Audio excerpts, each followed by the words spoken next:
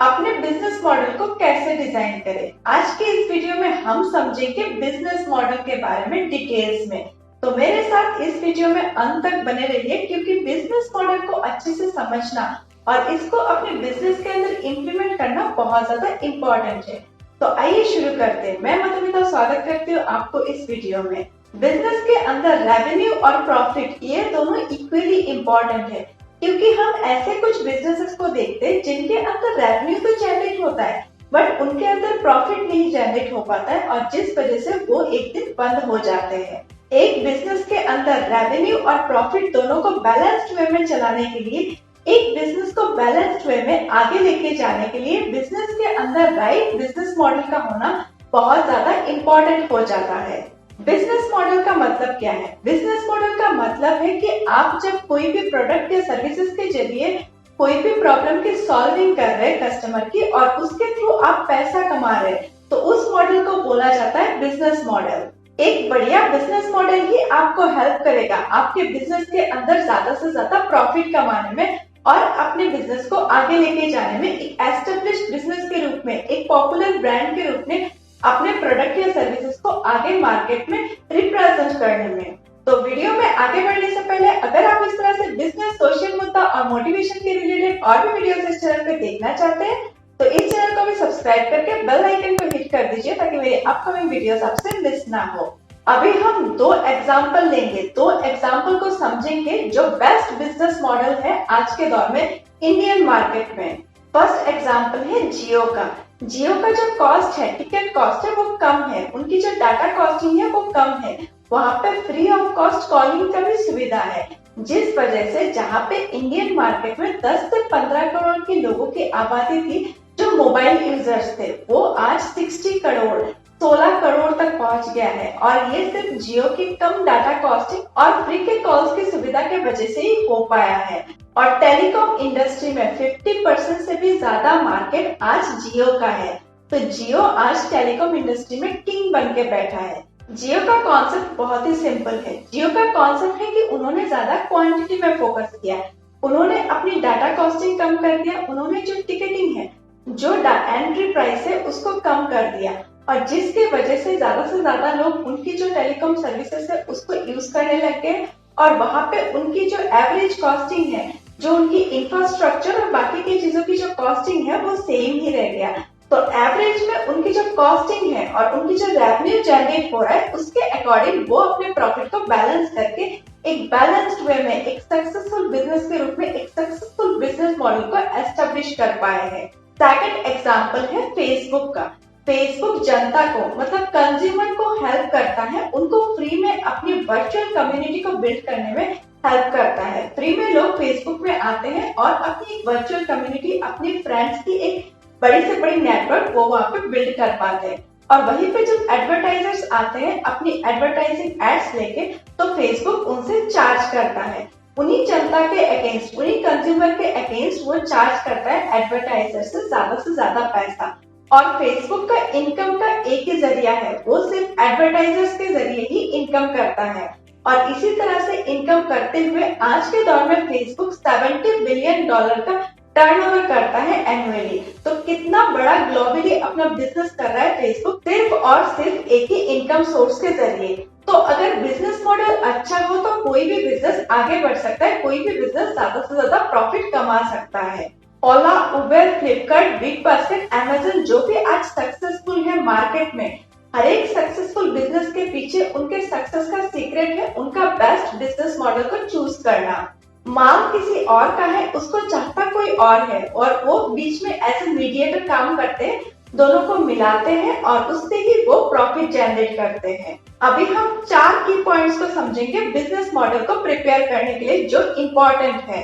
First, understand customer. Customer आपको या तो पैसा देगा या तो अपना टाइम देगा। जैसे यूट्यूब को हम पैसा नहीं देते बट उसको हम अपना टाइम इन्वेस्ट करते हैं, वहीं पे अगर हम अमेज़न में खरीदारी की बात करें तो वहां पे हम अपना मनी इन्वेस्ट करते हैं। तो कस्टमर आपको या तो पैसा देगा या तो अपना टाइम देगा। Second, value creation and capturing. या तो अपने प्रोडक्ट या सर्विसेज के जरिए वैल्यू क्रिएट करना होगा अपने कस्टमर के लाइफ में, या तो अपने कस्टमर के लिए कोई बर्निंग प्रॉब्लम सॉल्व करना होगा अपने प्रोडक्ट या सर्विसेज के जरिए। तो आपको या तो अपने कस्टमर को उनकी गोल्स अचीव करने में हेल्प करना है या तो उनकी बड़ी प्रॉब्लम के सोल्यूशन देना है। किसी भी तरह से आपको अपने कस्टमर की जिंदगी में कुछ भी वैल्यू ऐड करना बहुत ज्यादा इंपॉर्टेंट है। Third, knowledge about competition. अपने कंपटीटर को रेस्पेक्ट करना है, उनको इग्नोर नहीं करना है। अपने कंपटीटर से कुछ ना कुछ सीखना है। अगर वो अच्छा कर रहे हैं तो उनको फॉलो करिए और अगर वो कुछ गलती कर रहे हैं तो उनके गलती से सीखिए और अपने बिजनेस के अंदर उस चीज को दोबारा उस गलती को मत दोहराइए।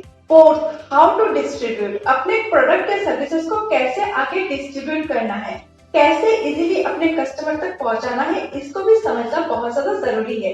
क्योंकि आपके बिजनेस मॉडल के अंदर अगर आपके कस्टमर तक प्रोडक्ट या सर्विस इजीली पहुंचता है तभी आपके कस्टमर आपके प्रोडक्ट या सर्विसेज के प्रति अट्रैक्ट होगा। अभी हम कैटेगरी वाइज कुछ बिजनेस मॉडल के बारे में समझेंगे और उनकी एग्जांपल्स को समझते हुए समझेंगे कि कौन से कैटेगरी में बिजनेस मॉडल में हमें बिजनेस करने से फायदा हो सकता है। First, one time upfront charge plus maintenance. Example है जेसीबी मशीन। जेसीबी मशीन को खरीदते हुए एक ऑन टाइम कॉस्ट पे करना पड़ता है और हर साल मेंटेनेंस का पैसा भी देना पड़ता है। Second, cost plus model. Cost plus model मतलब कुछ छोटी छोटी कंपनीज बड़ी बड़ी कंपनीज के लिए छोटी छोटी चीजें बनाती है और वो कंपनीज को डायरेक्ट सप्लाई करती है। अपनी जो कॉस्टिंग है उसके साथ 10 या 20% की जो मार्जिन है, प्रॉफिट मार्जिन को लगा के वो आगे कंपनीज को उन चीजों को बेच देती है। क्योंकि उनको मार्केटिंग कॉस्ट पे करना नहीं पड़ता है, इसलिए उनकी अगर मार्जिन गैप ज्यादा भी नहीं रहता है तब भी चलता है। थर्ड मॉडल है आवरली रेट्स, जहाँ पे समय को बेचते हैं, जैसे कंसल्टेंसी, जैसे कि कोई भी कोर्सेज की जो क्लासेस होती है उन पे समय को बेचा जाता है। इस तरह से आप कोई भी बिजनेस मॉडल को चूज कर सकते हैं जहाँ पे समय को बेच के पैसा कमा सकते हैं।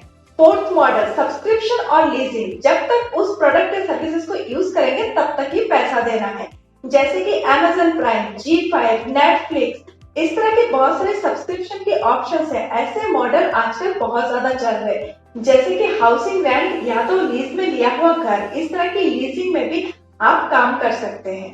फिफ्थ, कंज्यूमेबल, जहाँ पे आपकी जो प्रोडक्ट है, जो मेन प्रोडक्ट या सर्विस है, उससे पैसा नहीं कमाया जा सकता है, प्रॉफिट नहीं कमाया जा सकता है, बट उसकी जो स्पेयर पार्ट है उससे पैसा कमाया जा सकता है, ज्यादा से ज्यादा प्रॉफिट कमाया जा सकता है। एग्जाम्पल, एचपी का जो प्रिंटर है उसका प्राइस है 3500, तो उससे ज्यादा प्रॉफिट बनाया नहीं जा सकता है। बट उसकी जो इंक है, जो उसकी कार्टेज है, उसका प्राइस है 800 रुपीज। वहां पे प्राइसिंग के और प्रॉफिट की जो गैप होता है वो बहुत ज्यादा होता है। तो ये मॉडल है consumable model. Six, upsell with high margin products.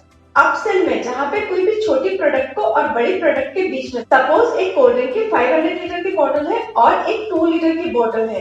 एक कस्टमर जब देखेगा तो उसको ऐसा लगेगा कि वो 2 लीटर का बोतल अगर खरीदता है तो उसको ज्यादा से ज्यादा सेविंग होगा, मतलब अगर वो ज्यादा इन्वेस्ट करता है तो उसको ज्यादा प्रॉफिट होगा। इस तरह से इल्यूशन दिखाया जाता है। तो ये है upsell with high margin profit, जहाँ पे कंपनी आपको बड़ा और बल्क में ज्यादा से ज्यादा क्वांटिटी में प्रोडक्ट या सर्विस बेचना चाहता है। तो वो आपको जो कस्टमर है उनको झांसा दिखाता है कि अगर वो बड़ा प्रोडक्ट लेंगे, बल्क में प्रोडक्ट लेंगे तो उनको ज्यादा से ज्यादा फायदा होगा। 7, एडवर्टाइजिंग, जैसे India today, Facebook, LinkedIn, Twitter, ये सारे प्लेटफॉर्म्स हैं जो एडवर्टाइजिंग से कमाते हैं। 8, रीसेलिंग द कलेक्टेड डाटा। ऐसे बहुत सारे कंपनीज हैं जो डाटा कलेक्ट करते हैं, बल्क में बहुत सारे डाटा को कलेक्ट करते हैं और उनको डिफरेंट कंपनीज को बेच के आगे रेवेन्यू जनरेट करते हैं, प्रॉफिट जनरेट करते हैं। 9, ट्रांजैक्शन फीस, जैसे magicbricks.com रियल एस्टेट के अंदर, housing.com रियल एस्टेट के अंदर, जैसे शादी.com मैट्रिमोनियल साइट के अंदर, नौकरी.com नौकरीज के अंदर।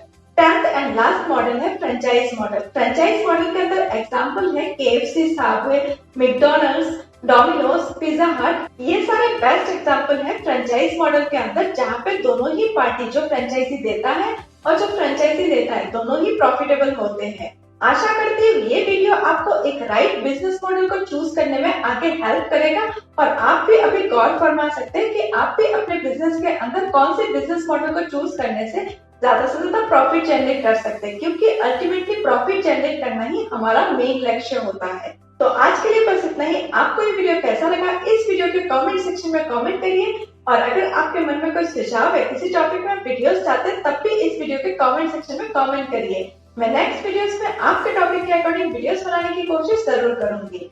और हाँ, अगर आपको मेरा काम पसंद आया है और आप मुझे सपोर्ट करना चाहते हैं तो इस वीडियो को अपने अपनों के साथ ज्यादा से ज्यादा शेयर करिए। तो मिलते हैं एक नए वीडियो में, तब तक के लिए सीखते रहिए, आगे बढ़ते रहिए। धन्यवाद।